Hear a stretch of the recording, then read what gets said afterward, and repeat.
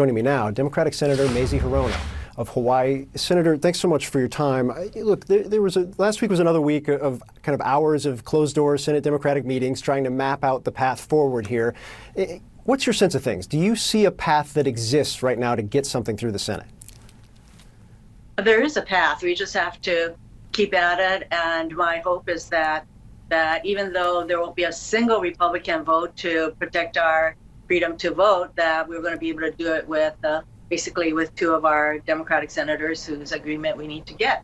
But this is all so just a continuation of the riots that we saw, the insurrection on January 6th. And just because we don't have rioters hanging from the rafters in the Senate chambers doesn't mean that there is not an all-out assault on our right to vote by Republican-controlled state legislatures all across the country. And that is why we need to enact the Freedom to Vote Act and the John Lewis Act.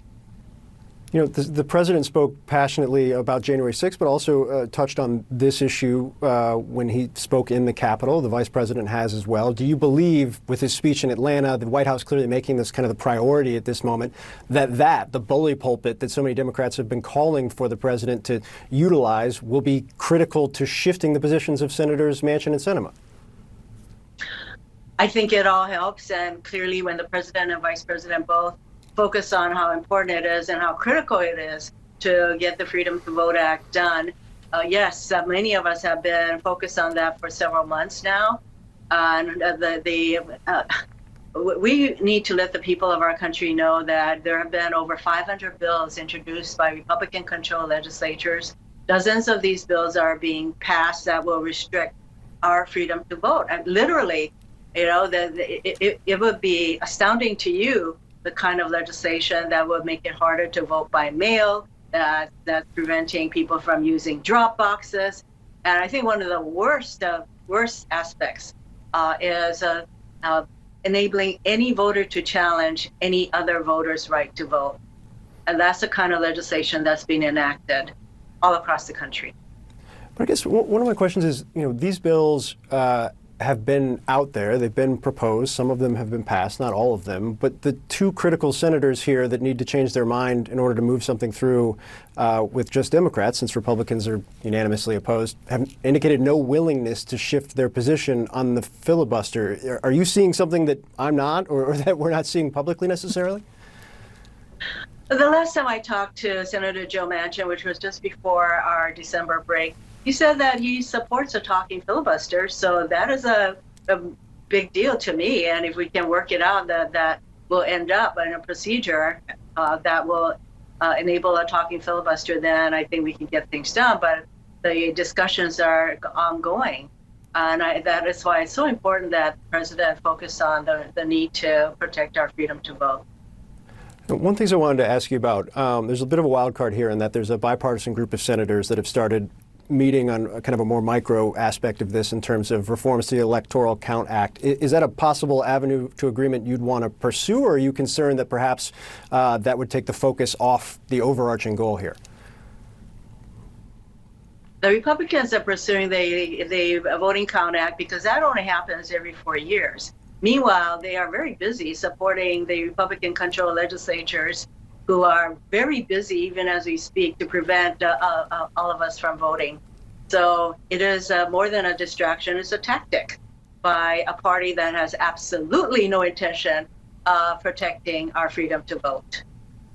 One of the things I want to ask you, if you could take a listen to what Congressman Jim Clyburn, obviously a close ally of President Biden's, a leader in the House, the number 3 official Democrat in the House, what he said about Senator Joe Manchin to our Jim Acosta this afternoon.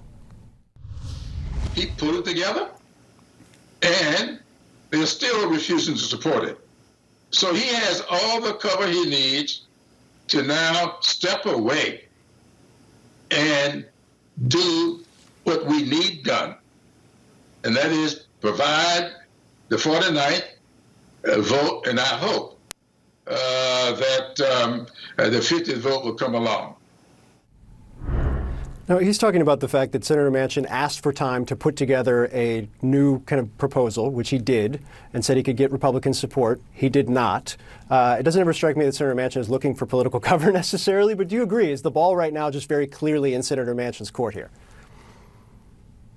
there are two senators, Democratic senators, whose votes we're going to need in order for us to enact the Freedom to Vote Act. And so I am very hopeful that those two Democratic senators will change their minds and recognize that we're going to need to get the Freedom to Vote Act done without a single Republican, that any hope that they may have that we're going to bring along Republicans, that by now should be out the window, because Mitch McConnell has made it absolutely clear that Republicans will not lift a finger to protect our right to vote, our freedom to vote. So I hope that Joe Manchin and Kristen Sinema will be the 49th and 50th Democrat who will enable us to vote and enact the Freedom to Vote Act and the John Lewis Act. Yeah, it's very true. Leader McConnell has made very clear he is completely opposed to this and is trying to fight it tooth and nail. I want to ask more broadly, you said last month, and you're a very quotable member of the United States Senate, always, but you said famously, a 50-50 Senate sucks, which I completely understand. But one of the questions I had when I saw that quote was, you guys were able in a 50-50 Senate to pass a $1.9 trillion COVID relief plan, a $1.2 trillion infrastructure proposal. You've approved more judges in the first year of the presidency than any president since Reagan. I think from the broader mood of the Democratic Party, why does it feel like folks just aren't happy right now or depressed, don't feel like they've accomplished what they set out to, given what you did in the first year? I'm really glad that you mentioned the American Rescue Plan that enabled the vaccinations to happen and a whole bunch of other things to support our families without a single Republican voting for it. Some of the other things that we are doing. The infrastructure bill got bipartisan support. Great, but we know that Build Back Better awaits our actions, and that's going to need to be done without a single Republican vote. And the Build Back Better, I am hopeful that is still that's still part of what we can accomplish.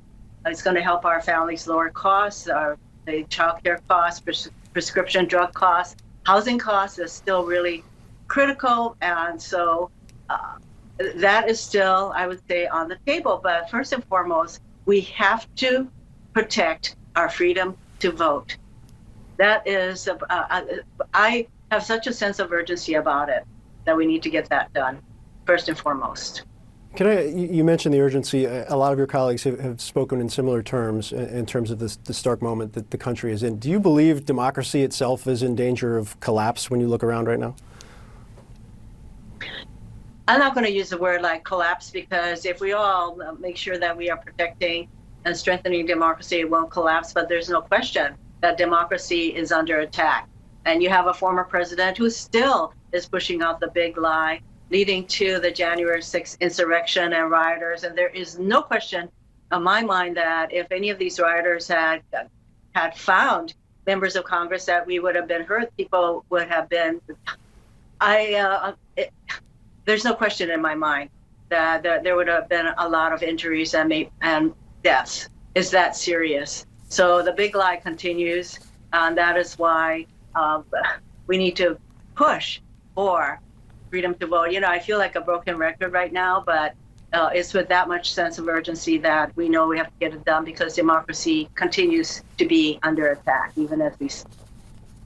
Yeah, it'll certainly be the primary focus when Democrats return to Washington, also for the president next week. Senator Mazie Hirono, as always, thanks so much for your time. Thank you. Aloha.